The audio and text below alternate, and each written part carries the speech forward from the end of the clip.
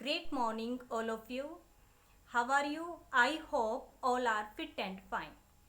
आज हम कक्षा 5 हिंदी पाठ्य पुस्तक में पाठ 5 यानी जो सरल हिंदी नूतन माला हमारी जो पाठ्य पुस्तक है उसमें से हम पाठ 5 जो कि एक कविता है दिए का अभिमान करेंगे।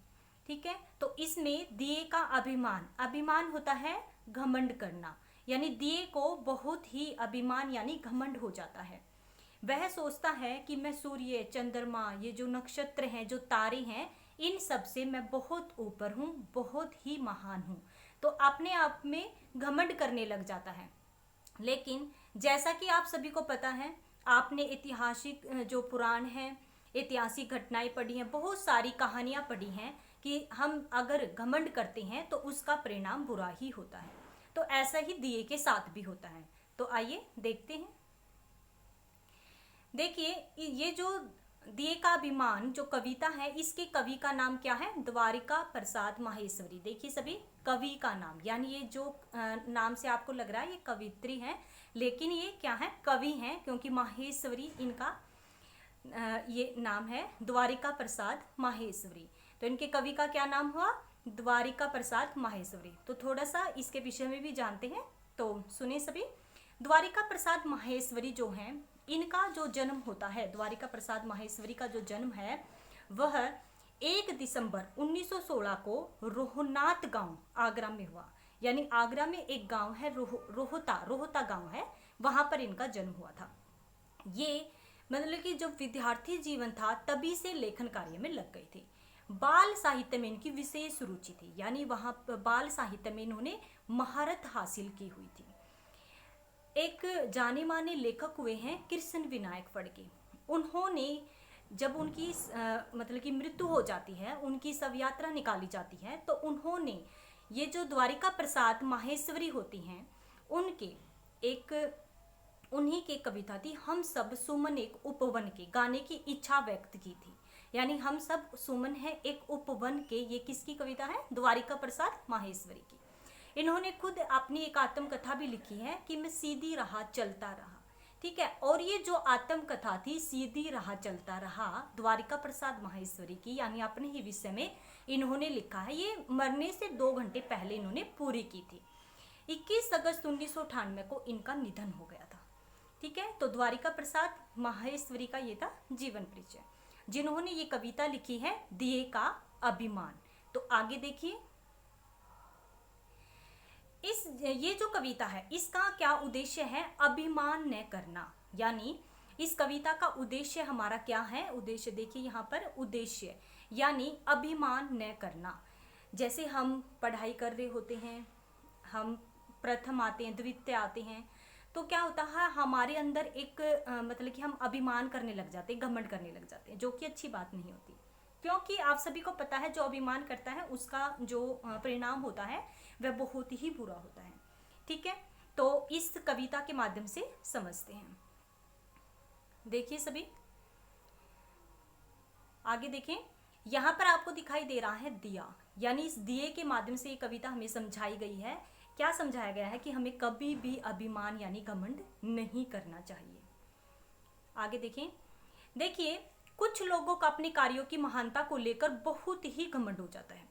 यानी ये समझते हैं कि हमारा जो कार्य है वो बहुत ही बड़ा है, बहुत ही महान है, और उसको लेकर बहुत ही घमंड हो जाता है। वे सोचते हैं कि उनके द्वारा किया गया जो कार्य है ना वो दूसरों से बहुत अच्छा है। ठीक है, फिर वो दूसरों को नीचा दिखाने लग जाते हैं। यह अच्छी बात नहीं है। घमंड करने का जो परिणाम होता है, जो नतीजा निकलता है, वो बुरा ही होता है।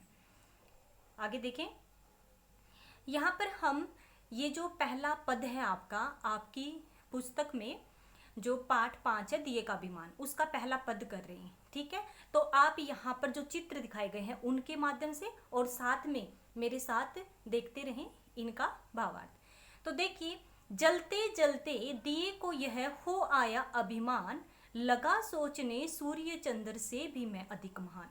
तो यहाँ पर आपको ये कविता का लयात्मक उच्चारण करते हुए इसको याद भी करना है। ओके, तो देखिए, जलते जलते दिए को यह हो आया अभिमान। अब जलते जलते यहाँ पर आपको नीचे जलते जलते मतलब कि यहाँ पर आपको, जब हमने ये वाला देखा था, देखो यहाँ पर जो ये दिया है वो जल रहा है। अब जल रहा है, इतना सुंदर दिया है, जलता है तो जलेगा तो क्या देगा, रोशनी देगा, और रोशनी दे रहा है सभी पूरे जगत को, तो इसको अभिमान हो जाता है। तो जलते जलते दिए को यह हो आया अभिमान। अभिमान मीन्स घमंड हो जाता है। लगा सोचने सूर्य चंद्र से भी मैं अधिक महान, और सोचने लग जाता है कि जब पूरे संसार को रोशनी दे रहा हूँ, इस पूरे संसार में प्रकाश कर रहा हूँ, तो सोचता है ये जो सूर्य और चंद्रमा है, जो कि प्रकृति है, मैं तो उससे भी महान हूँ। यानी अपनी तुलना किससे करता है, सूर्य से और चंद्रमा से, और कहता है कि मैं तो ना इन सब से भी अधिक महान हूँ। आगे देखिए, यहाँ पर आपको दिखाई दे रहा है चित्र में सूर्य और चंद्रमा। आगे देखिए, आगे कवि क्या कहना चाह रहा है, देखिए, सूरज तू करता है आकर दिन में सिर्फ प्रकाश, किंतु रात में अंधकार का मैं ही करता नाश। अब यहाँ पर सूरज के विषय में बताया गया है, सूर्य, यहाँ पर सूर्य के विषय में बताया गया है, आपको दिखाई भी दे रहा है। सूरज तू करता है आकर दिन में सिर्फ प्रकाश, यानी कहा गया है, हे सूरज, हे सूर्य, सूर्य देवता, आप तो मतलब कि दिन में आकर ही प्रकाश करते हो, किंतु जब रात हो जाती है ना, अंधकार होता है, अंधेरा, तो अंधेरे का नाश यानी समाप्त कर देता हूँ, उसको मिटा देता हूँ। कौन, दिया कह रहा कि मैं मिटा देता हूँ। ठीक है, तो सूरज से तो कहता कि आप तो सिर्फ दिन में ही प्रकाश कर पाते हो, रात में तो नहीं आते हो। तो रात में तो जो रात का अंधेरा होता है उसका नाश यानी उसका अंधेरे को समाप्त मैं ही करता हूँ, और पूरे घमंड से भरा हुआ ये सब बातें कह रहा होता है। आगे देखिए, शशि भी मिटा नहीं पाता है अंदर का अंधियार। यहाँ पर दिखाया गया है आपको कि चंद्रमा दिखाया गया है, ठीक है, शशि क्या होता है, चंद्रमा होता है, यहाँ पर आपको विजिबल हो रहा है शशि यानी चंद्रमा। ठीक है, अब बताया गया है कि शशि भी मिटा नहीं पाता है अंदर का अंधियार, मैं ही घर के कोने कोने को करता हूँ उजियार।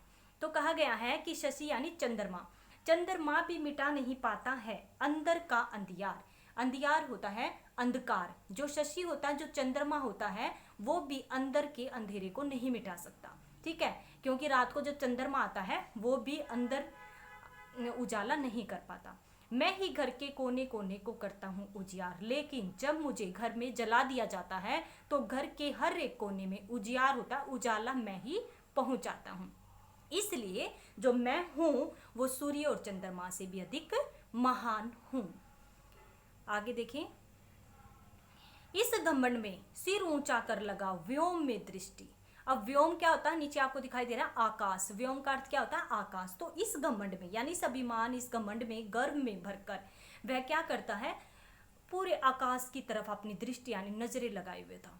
अहंकार की आंखों से वह देख रहा था सृष्टि। सृष्टि क्या होती है, दुनिया, जैसे आपको दिखाई दे रहा है।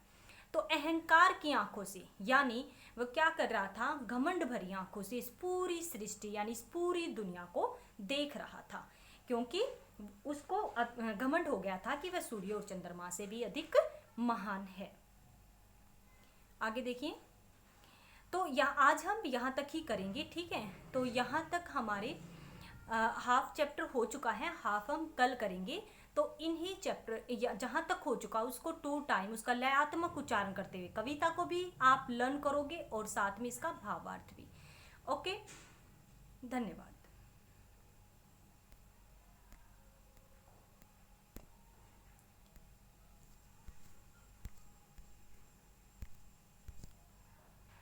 ओके बेटा, 1 सेकेंड रुक।